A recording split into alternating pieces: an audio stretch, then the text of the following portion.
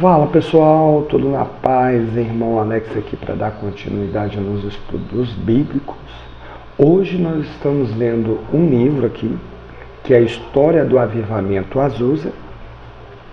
Nós estamos no capítulo 3, ainda mais profundo. Esse é o vídeo parte 9. É uma continuação. E vamos lá. Se por acaso queira receber as mensagens, manda um oi para o 61 991 19 24 21, irmão Alex, beleza? Vamos lá então, pessoal. Algumas pessoas menosprezam totalmente esse princípio que é o controle total do espírito. Elas se recusam a permanecer no espírito e levam muitos a tropeçar. Isso tem trazido grande mal ao corpo de Cristo.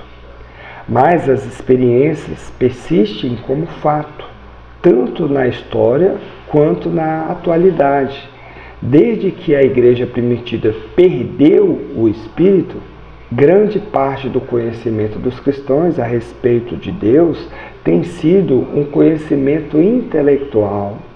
Seu conhecimento da palavra de Deus e dos seus princípios é intelectual, na maior parte fruto da razão e da compreensão humana.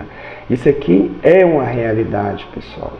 Infelizmente, é uma realidade. Por isso que você vê muitas pessoas aí, elas pregam, traz conhecimentos profundos da história e muitas coisas, mas não traz nada do eterno, assim, não tem o sabor, né, do Espírito Santo. Infelizmente isso aqui é real. Há pouca revelação, iluminação ou inspiração vindas diretamente do eterno. É poucas, realmente, de fato é isso. Citarei alguns trechos de autores bastante conhecidos sobre falar em línguas. É o Dr. Philip, seu livro História da Igreja Cristã, volume 1, página 66, diz: falar em línguas é um salmo involuntário, como uma oração ou um cântico, dito em estado de elevação espiritual, em uma língua peculiar, inspirada pelo Eterno. A alma fica quase passiva, como um instrumento usado pelo Espírito Santo para tocar suas melodias celestiais. Comentaristas, Colbert Huss escreve: este dom de línguas, de falar em línguas, é o resultado do repentino influxo do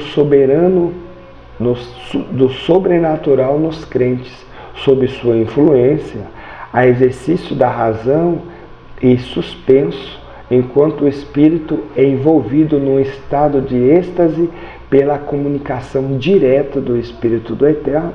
Nesse estado de união com o Eterno, o crente é impelido por uma força irresistível a da razão e seus sentimentos de louvor por meio da palavra que não são próprias. Geralmente, ele nem sabe o significado das palavras. O Staker, no seu livro A Vida de Paulo, falar em línguas parece ter sido uma espécie de sequência de sons em que a pessoa dá vazão a uma raptósio apaixonada, pelo qual expressa e exalta sua fé.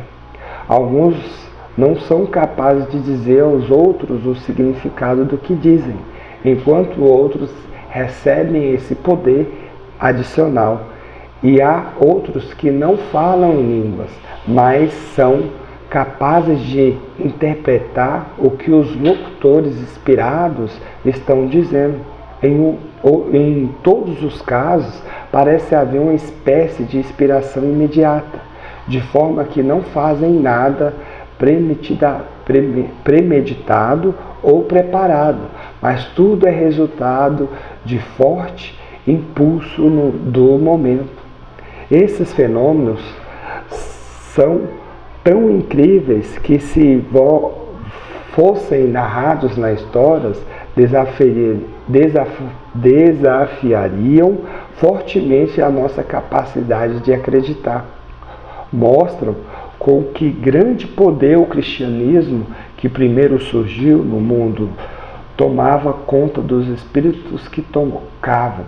Porém, os próprios dons dos espíritos foram transformados em instrumentos de pecado, pois aqueles que possuem os dons mais visíveis, como os de milagre, os de línguas, gostavam de exibi-los e transformavam em motivo de envaidecimento, né? Que está falando das pessoas que têm dom, né? E se sente o tal. Interessante? Aqui, pessoal, a questão de experiência. Experiência é algo muito profundo. Isso aí aconteceu no decorrer da história, principalmente ali na época da Reforma Protestante. Veio muitos movimentos surgindo, e um movimento veio muito forte, colocou sobre a razão, tem que ter razão para poder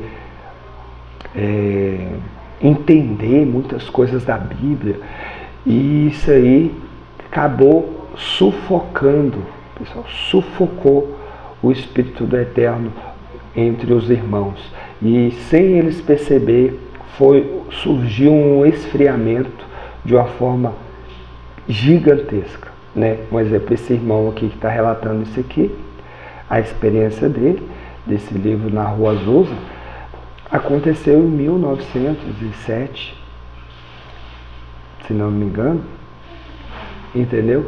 E aí o que acontece? A Reforma Protestante foi em 1500, 1600.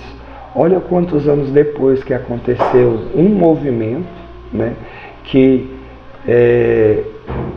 ele trouxe um ensinamento muito diferente, voltado para os ensinamentos da igreja primitiva, que o Eterno atuou ali junto a esses irmãos, e que daqui surgiu a igreja Assembleia de Deus, né, os movimentos pentecostal, né? Então, pode ser que surgiu muitas heresias, né, muitas miminices, né, que pessoas mal intencionadas começaram a pegar esse movimento, né, entrar nesse movimento, e começou a criar muitas coisas, e teve a parte que tirou muita credibilidade, né? O próprio irmão narra isso, em alguns vídeos passados a gente já falou sobre isso, beleza? Então fique na paz, e um abraço do irmão Alex.